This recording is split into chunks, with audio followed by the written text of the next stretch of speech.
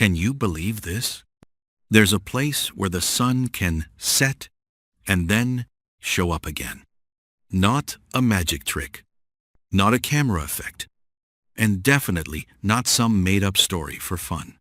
All you have to do is stand in the right spot and go up to the right height, and sunset shows up one more time.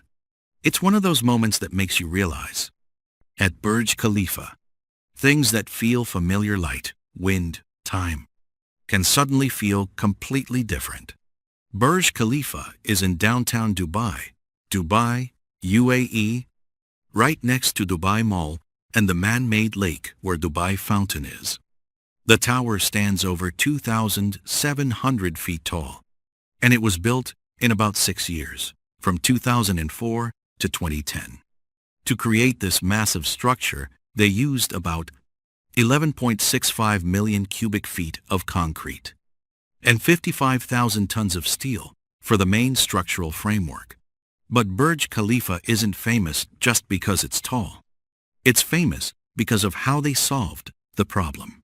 From wind, foundations, materials, to turning the entire tower and the space around it into a giant stage of light and motion. And when you look at Burj Khalifa that way, you start to realize one thing. Height is just the result. What's far more interesting is how they pulled it off. How does a building over 2,700 feet tall stand firm against desert wind? Why do decisions that sound so backwards end up turning it into an icon? And most importantly, there are details you've seen 100 times, but never really looked at. And now, let's explore the fascinating things this tower has to offer. Buttressed core, a central core plus 3 supporting wings. If Burj Khalifa were a body, it wouldn't be standing on a spine alone. It stands on a spine plus 3 shoulders extending outward. The central core is like the main pillar, and the 3 wings are like 3 strong friends standing on 3 sides, each one leaning in to keep you from falling. Here's the smart part. Instead of forcing all the load into one straight line, the tower splits the load in 3 directions. Wind pushes from any side, it hits a wing, gets resisted, and the force transfers back to the core. And just to be a little funny, if most towers are like standing alone in the wind, Burj Khalifa is the type that never goes anywhere without backup. The Y shape cuts wind and optimizes space.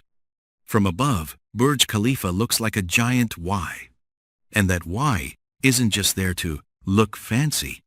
For wind, if you hold a flatboard into the wind smacks it, bam, you feel it immediately. But if you hold something with multiple edges and directions, the wind gets broken up and split. That's exactly what the Y does. Instead of giving wind one huge flat surface to slap, it has to deal cards across 3 wings, and each wing forces the wind to change direction. For space, those 3 wings create floor plates that are easier to divide into rooms brighter, more open, more livable. So it fights wind and stays practical. 1 move, 3 wins. No TMD, a backwards decision that works. A lot of super tall towers use a TMD. You can think of it as a massive weight hanging inside the building as a counterbalance to reduce sway. Like the building sways left, the weight pulls right to balance it out. Makes total sense. But Burj Khalifa chose a different approach. Instead of adding a giant weight to treat the problem, it tried to not get the problem in the first place by using the core plus 3-wing structure and the way the shape changes as it rises. It's like not waiting until your car starts wobbling to add extra weights. You designed the car so it already drives steady. Concrete cooled with ice. Pouring concrete in the desert the normal way, the concrete will get mad. Because high heat makes the curing process happen too fast and unevenly, which can lead to cracking and lower quality. The solution sounds very everyday. Cool the concrete. They even used ice. Imagine you're trying to make jelly. But your house is basically an oven. What do? You've got to get it into the fridge right from the mixing stage. Same idea here. If you want the concrete to behave, you cool it first, pumping concrete to record-breaking heights. Cold concrete is hard enough, but harder than that is getting it up into the sky. Pumping concrete upward is like trying to drink bubble tea through a straw that's over 2,600 feet long. Halfway up, even the tapioca pearls would quit their job. And yet during construction, Burj Khalifa set a record for pumping concrete to heights never done before. It wasn't just pouring concrete. It was a whole problem of pumping pressure, timing, temperature, and material quality by the time it arrives up there. Mess up one piece, and everything turns into the concrete version nobody wants. Over 190 deep foundation piles in desert ground.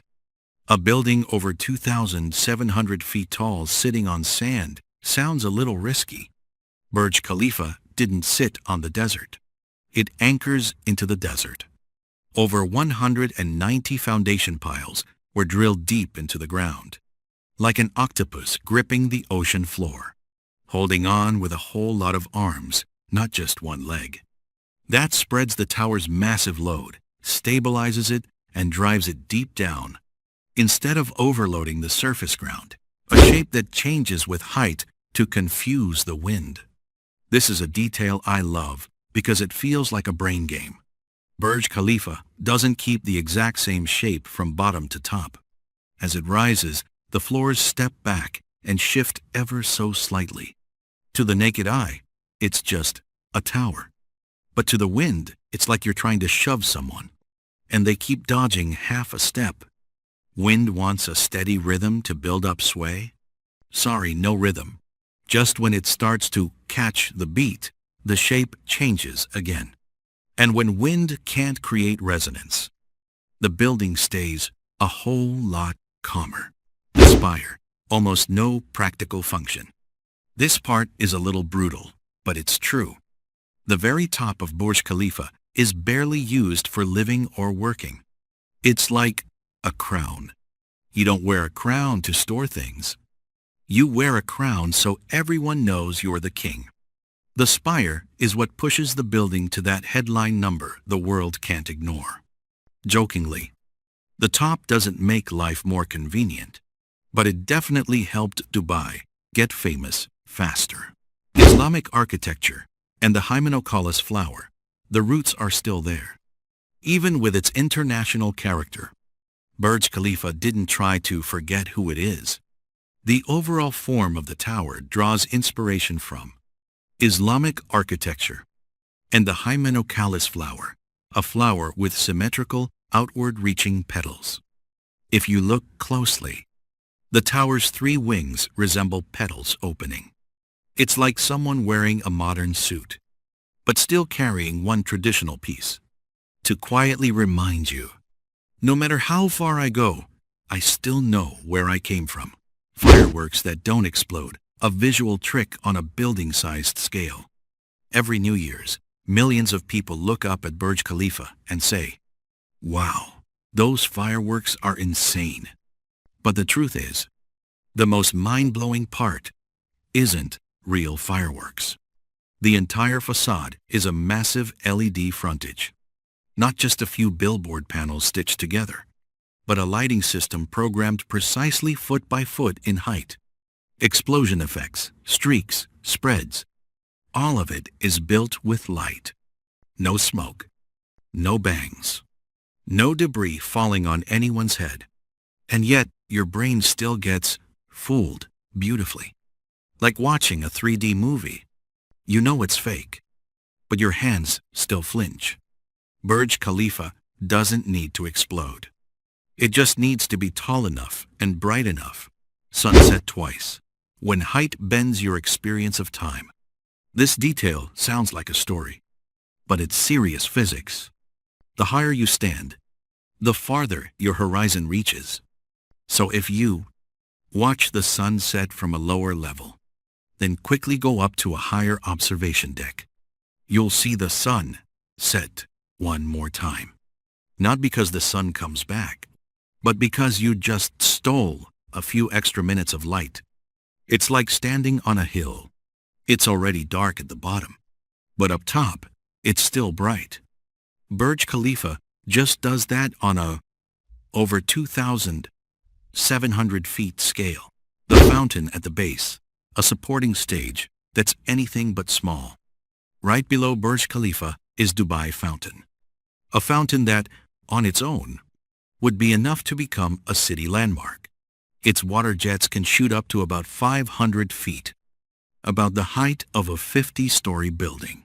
This fountain isn't part of the tower itself, but it was designed to perform on the same stage as Burj Khalifa.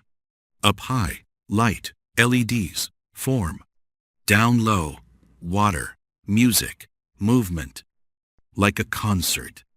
Burj Khalifa is the lead singer. Dubai Fountain is the backing band. And if you remove either one, the show just isn't the same. The quiet stuff, what keeps this giant machine alive. There are things about Burj Khalifa that never make it into check-in photos. But without them, the building would look exhausted fast. The air conditioning system produces tens of millions of gallons of condensation water each year, and that water is used to irrigate plants and maintain landscaping.